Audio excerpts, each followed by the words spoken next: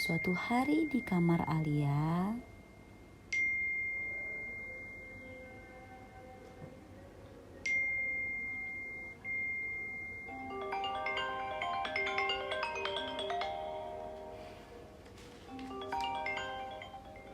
Aduh, apa sih? Lagi tidur.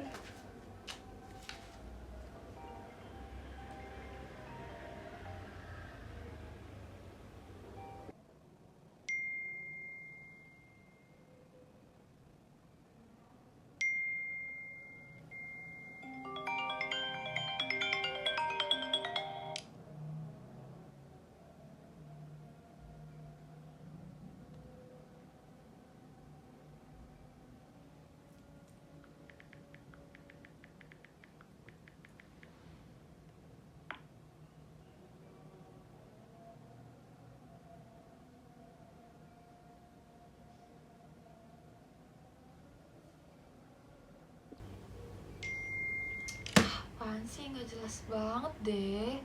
Lagi ngerjain tugas juga. Tadi mana lagi mulainya? Hilang lagi. Buka es dulu kali ya? Ya deh, buka es dulu deh.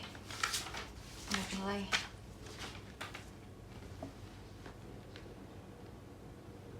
setelah membuka ais, Alia mendapati nilainya yang mengalami penurunan. Aduh, nilainya turun lagi. Gimana dong? Gila. Karena kebingungan, Alia memutuskan untuk menghubungi temannya dengan harapan dapat menemukan solusi serta jawaban atas kebingungannya. Karena rasa penasaran atas link yang dikirim temannya, Alia memutuskan untuk mencari tahu apa isi link tersebut. Ternyata link tersebut berisikan informasi mengenai layanan konseling yang Saya tersedia. coba nih kayaknya nih. Akhirnya Alia memutuskan untuk membuat janji dengan konselor. Gue janji temen dulu kali ya? Sama konselornya. Ya deh, gue chat dulu deh.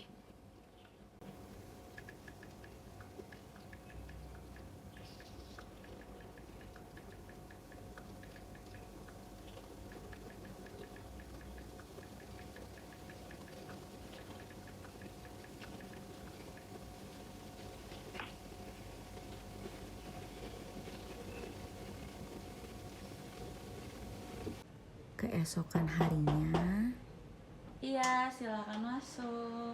Assalamualaikum. Waalaikumsalam. Silakan duduk. Oke, Kak, makasih. Oke, sebelum kita mulai, duduk kamu sudah nyaman belum ya? Udah, Kak, udah aman-aman. Oke, jadi saya mulai ya. Perkenalkan, saya Nashwa. Di sini saya sebagai konselor sebaya. Oke, perkenalkan juga Kak, aku Alia Ramadhani, biasa dipanggil Alia yang sempat ngechat Kakak kemarin untuk minta sesi konseling. Oke, kalau boleh tahu nih, apa hal yang membuat kamu memutuskan bertemu saya hari ini?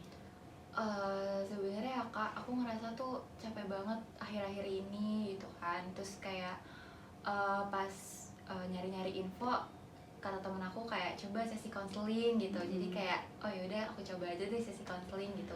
Oh, oke. Gitu Kak. Jadi kamu tahu ada konseling ini dari teman kamu ya? Iya. Kalau boleh tahu, tadi kan kamu bilang kamu lagi ngerasa capek ya. Kalau boleh tahu nih, bisa nggak ya kamu jelasin tuh capek apa sih yang kamu rasain? Apakah capek secara fisik kamu, atau batin kamu, atau capek yang lainnya? Kalau akhir-akhir ini tuh aku ngerasa capek banget ya tuh kayak gimana ya Kak, nggak tahu rasanya tuh capek aja kayak apa sih namanya, mungkin karena pacar aku juga kali ya Kak, kayak ganggu aku di kuliah segala macamnya, jadi kayak akunya ngerasa capek banget gitu, entah kenapa gitu rasanya. Terus kayak apa nih yang membuat kamu tuh merasa pacar kamu tuh kayak ganggu atau bikin kamu tuh jadi nggak nyaman atau gimana? Akhir-akhir itu dia kayak posesif gitu loh Kak, kayak tiap aku ngerjain tugas gitu ya, tinggal ngerjain tugas dia selalu ngechatin aku, terus pas aku bilang aku lagi ngerjain tugas dia ngomongnya aku nyari-nyari alasan segala macemnya, padahal aku beneran ngerjain tugas gitu, tapi dia nggak pernah percaya sama aku gitu. Jadi aku ngerasa kayak gak dipercaya, dan dianya juga kayak aneh lah kak gitu. Jadi aku ngerasanya dia ganggu kuliah aku juga jadi susah fokus, terus ngerjain tugas jadi malah gak kelar-kelar gitu kak. Berapa lama kamu udah ngerasain ini semua? Sebenarnya kalau hubungan aku sama dia ya kak, itu udah jalan 3 tahun. Cuman aku ngerasa dia tuh kayak gitu tuh udah 1 tahun terakhir ini, bener-bener yang kayak aduh ya Allah kak, ngechat aku tuh sampai segitunya, nyariin aku tuh sampai segitunya, aku tuh sampai kayak ya Allah aku nggak kemana-mana, aku beneran beneran di sini gitu loh, nggak aneh-aneh. Jadi aku kayak ya Allah capek banget kak, bener-bener sampai kuliah aku keganggu segala macam, aku bingung banget kak, nggak ngerti deh aku. Aku dengar cerita kamu aja udah berasa sih capeknya gimana, tapi di sini pun aku nggak bisa ngejudge gimana hubungan kamu.